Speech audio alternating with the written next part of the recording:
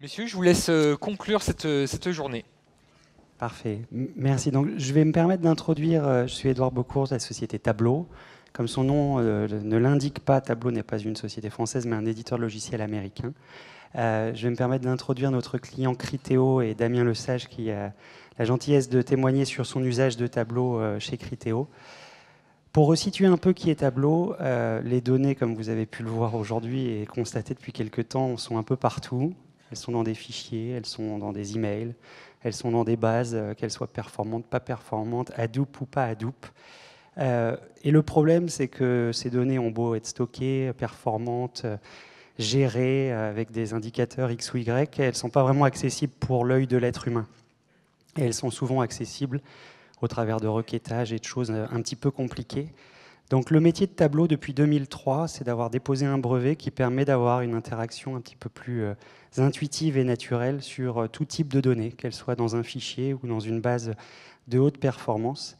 Et notre focus numéro un et notre seul métier, c'est d'essayer d'accompagner des gens qui sont de temps en temps informaticiens, mais la plupart du temps plutôt métiers, sur le fait de pouvoir exploiter ces données et de pouvoir les visualiser et les comprendre.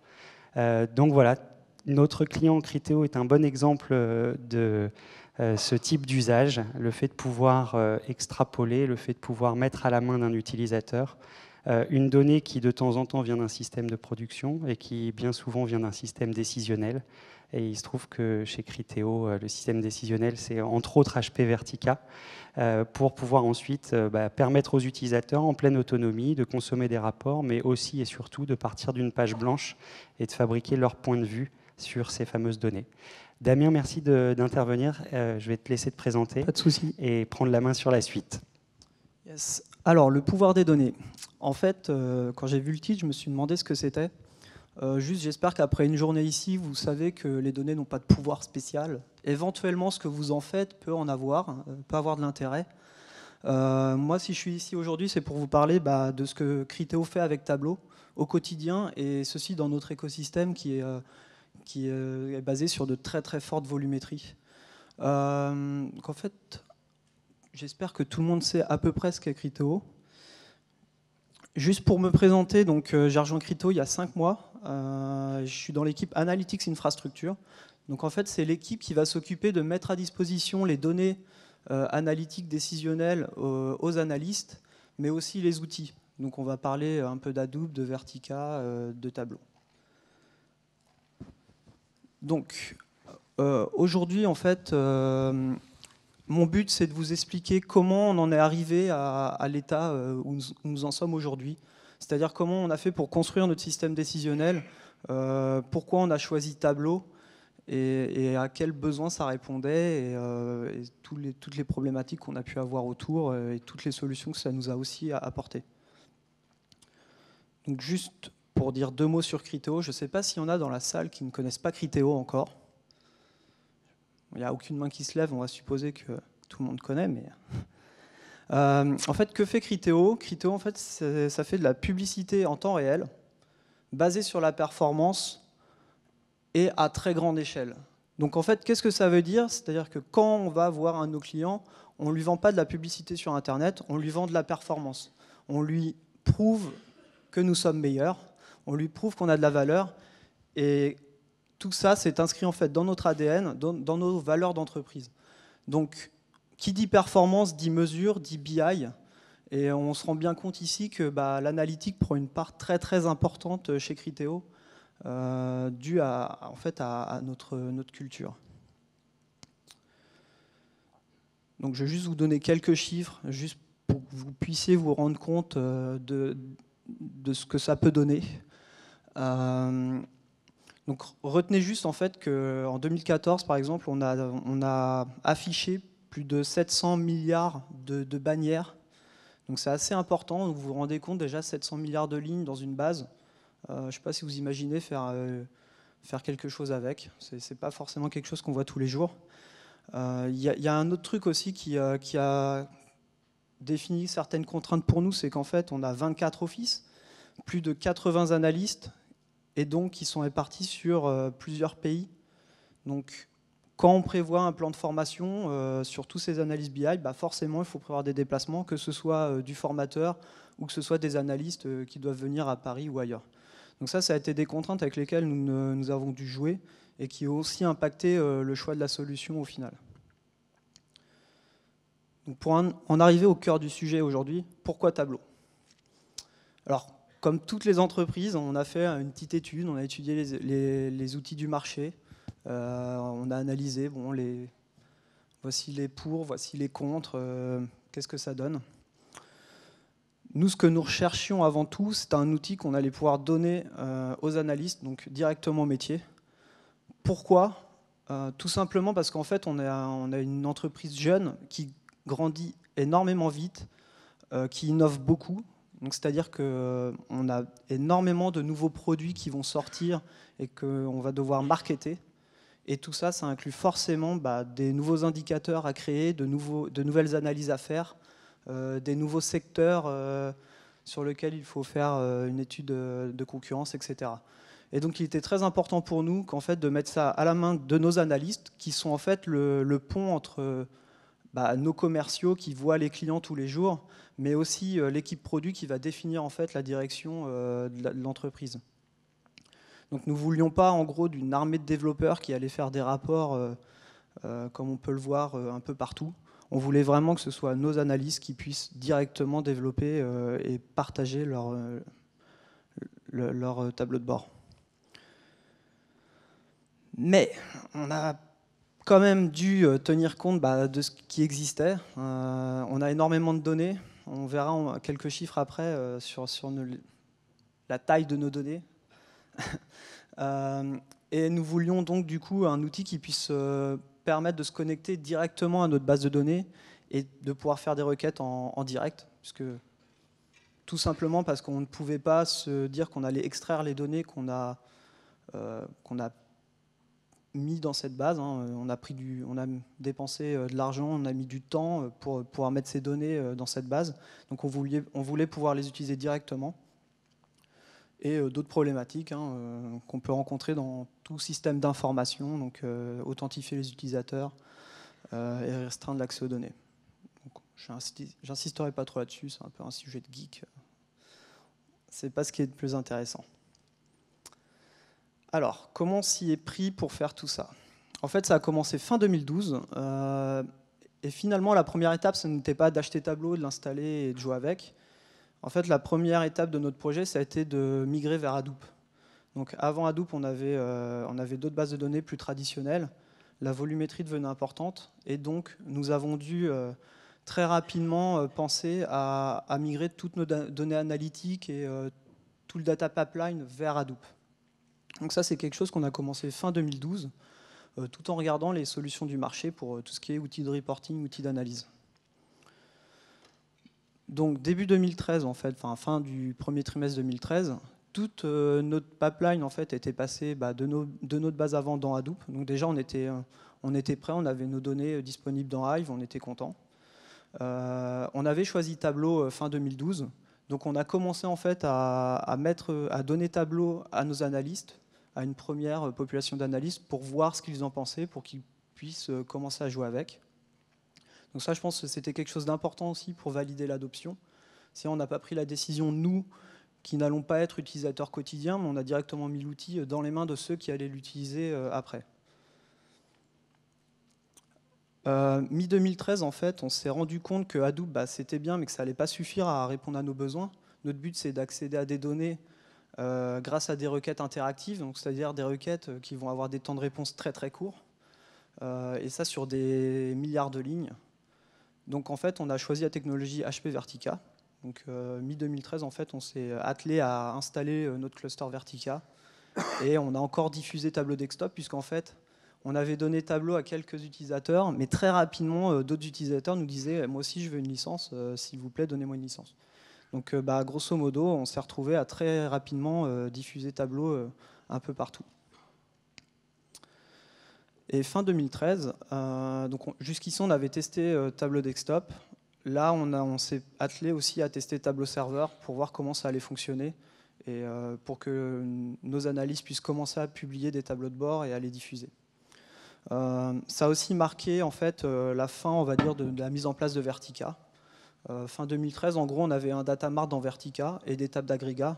C'est-à-dire qu'on avait une base de données analytique très performante que nos BI pouvaient aller requêter pour faire leurs analyses et faire leurs rapports.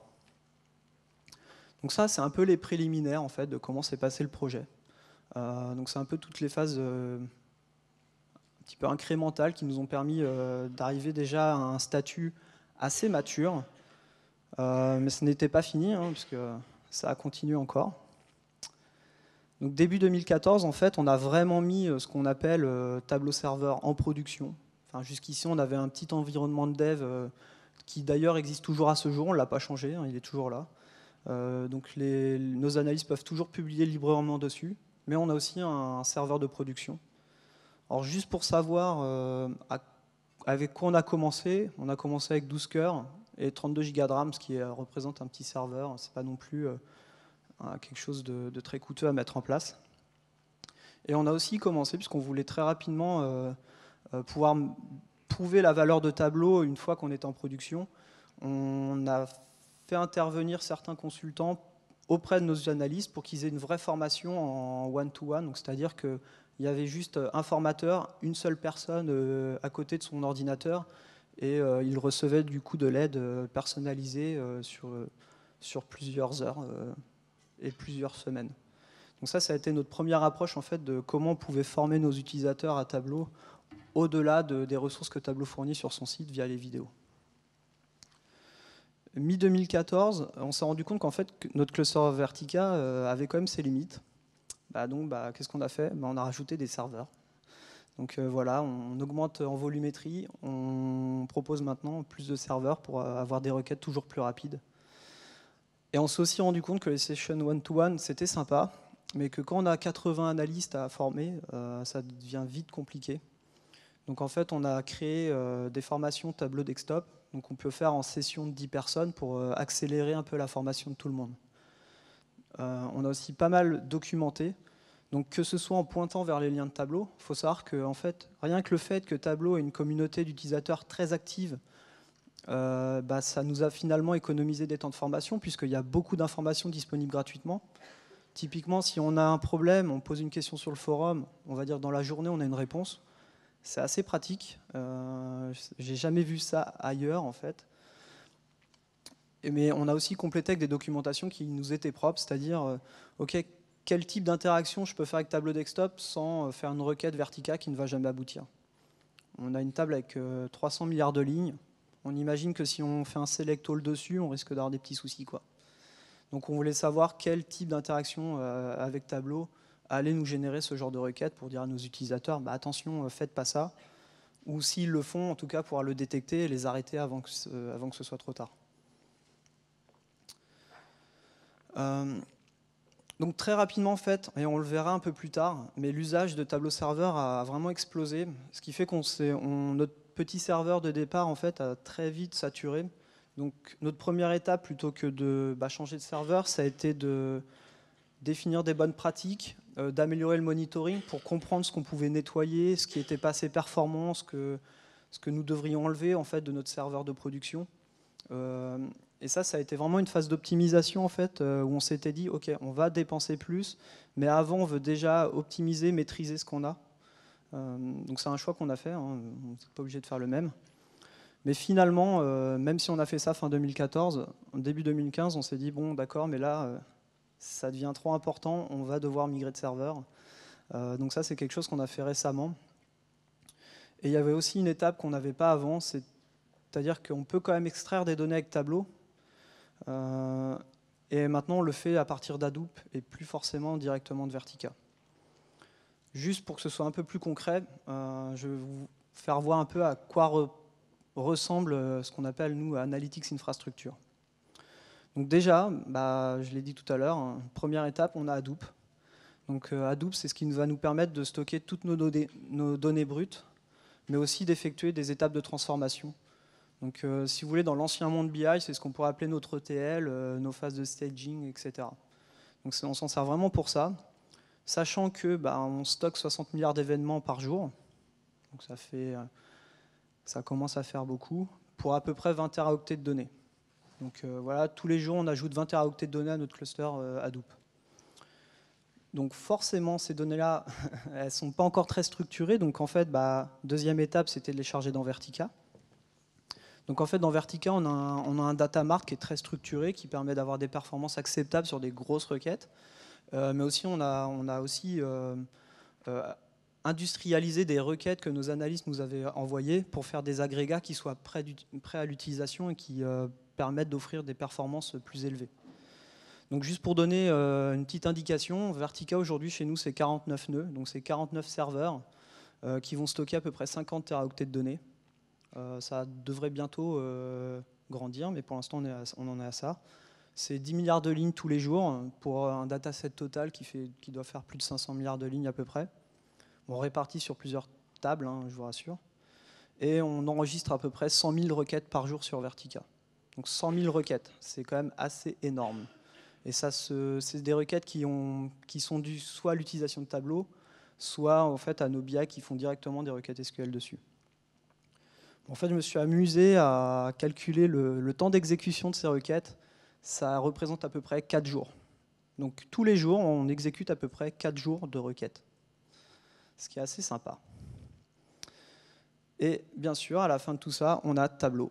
Donc Tableau qui va permettre vraiment à nos utilisateurs finaux, donc des commerciaux, mais aussi des personnes du marketing, de finance, etc., de voir leurs données, de voir leurs indicateurs et de pouvoir les partager éventuellement avec des clients ou d'autres personnes.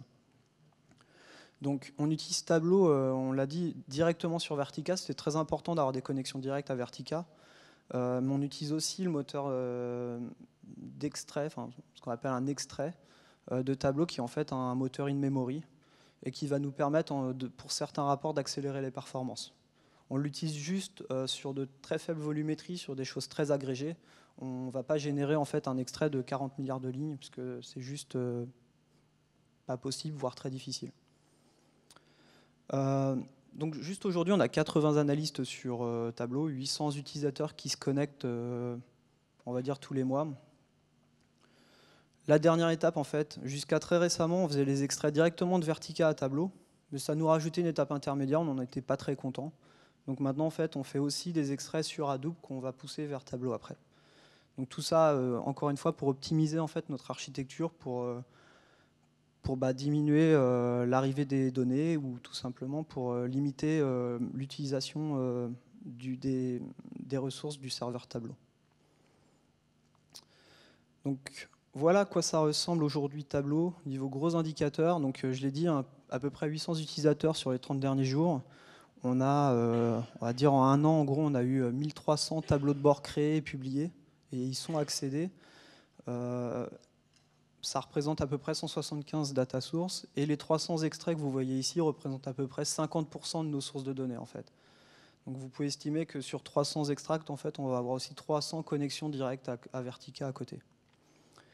Et quand je parlais d'usage qui s'accélérait, voilà ce que ça donne en fait. Donc on a commencé début septembre, on était à peu près 1000 vues par jour. Aujourd'hui, on est plutôt autour de 4000. Pareil sur les utilisateurs, au fur et à mesure que Crypto grandit, on a de nouveaux utilisateurs qui arrivent tous les jours. Et on est passé de 150 à 400 utilisateurs par jour. Donc c'est vraiment une progression énorme à laquelle honnêtement on ne s'attendait pas, mais qu'on arrive à gérer jusqu'à maintenant plutôt bien. Donc juste pour terminer, et après, qu'est-ce qu'on fait ? Ça ne va pas s'arrêter là, puisque l'usage continue de grandir, Crypto va continuer de croître. Du coup, on va encore une nouvelle fois migrer vers un nouvel environnement. En même temps, on va en profiter pour mettre la dernière version de Tableau 9. Donc, devrait bientôt sortir. Si vous n'avez jamais essayé Tableau, de toute façon, essayez-le déjà avec cette version-là. Vous en faites pas, vous ne serez pas trop perdu par la suite. On va passer par beaucoup plus d'externalisation de certains processus pour décharger un peu Tableau. Contrôler un peu plus ce qu'on va mettre en production, parce qu'il y a des fois, il y a des utilisateurs qui sont un peu... qui se précipitent un peu, qui vont mettre des tableaux de bord pas très matures en production. On préfère éviter ça, parce que je pense que tout le monde ici qui a un système de reporting ou de données, en tout cas, veut que les données soient vérifiées. Donc aujourd'hui, il y a certains rapports qui pourraient ne pas être en production. Et on va aussi tester de nouvelles technologies, donc Impala, Presto, on s'amuse beaucoup en R&D à tester les nouvelles technologies qui sortent pour voir si on peut encore améliorer nos performances, nos requêtes et satisfaire mieux nos analystes et nos utilisateurs. Et bon, à la fin, des formations, encore des formations. On se rend compte en fait au final que c'est aussi important de proposer des formations et une bonne gouvernance autour de cet outil que d'avoir une architecture technique qui tienne la route derrière. En fait, les deux sont importants et on travaille dessus tous les jours.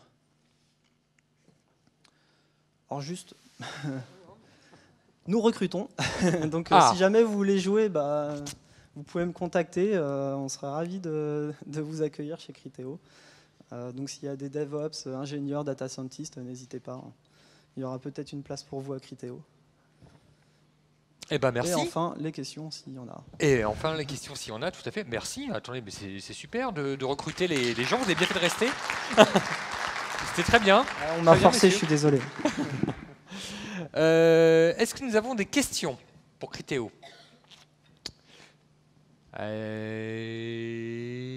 Non, je n'en vois pas. Si, monsieur, là. En plus, il était tout juste devant.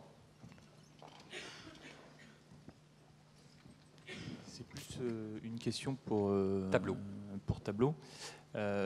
J'ai une problématique où je dois représenter et faire visualiser à des gens métiers un objet métier justement qui est basé sur plusieurs tables dans plusieurs bases de données. Est-ce que Tableau peut répondre à ce genre de besoin pour avoir une vision un peu, si je fais un similaire très rapide, la vision 360 d'un client dans un outil de CRM? Est-ce qu'avec Tableau, on peut faire ce genre de choses, mais sur des objets très spécifiques métiers d'une entreprise? Ok, alors je vais essayer de répondre. Tableau a naturellement vocation à faire ce qu'on appelle dans le jargon anglo-saxon du data blending, donc à considérer plusieurs sources de données qui permettent d'avoir un point de vue où on va créer des corrélations. Alors naturellement, cette démarche, elle a plutôt une vocation exploratoire. Dès qu'on va vouloir et monter en volumétrie le protocole et ce que Criteo utilise, qui est de préparer, stocker et rendre la donnée performante, et reste quand même quelque chose d'important, parce que tant qu'on va commencer à corréler des données sur quelques petites bases ou quelques petits environnements, on va réussir assez facilement à gérer tout ça dans notre mémoire ou à gérer tout ça dans Tableau. Dès qu'on va commencer à être sur des puits et des choses plus importantes, c'est quelque chose qui risque d'avoir besoin d'être structuré en amont.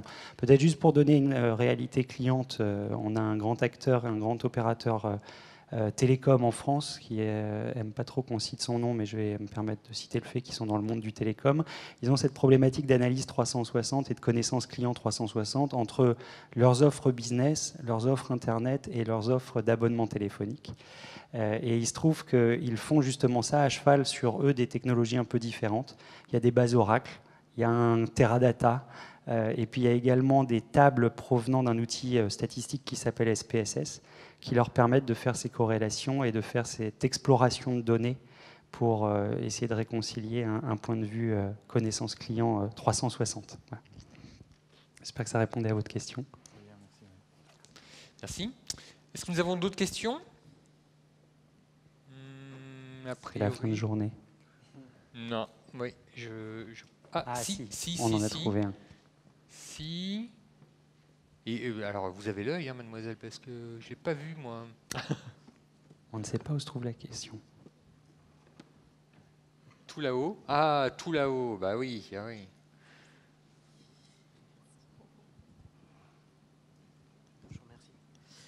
Bonjour, j'avais une question concernant ce retour cas client. Il est apparu que vous aviez un besoin de formation important, notamment généré par le fait que vous aviez beaucoup de nouveaux utilisateurs.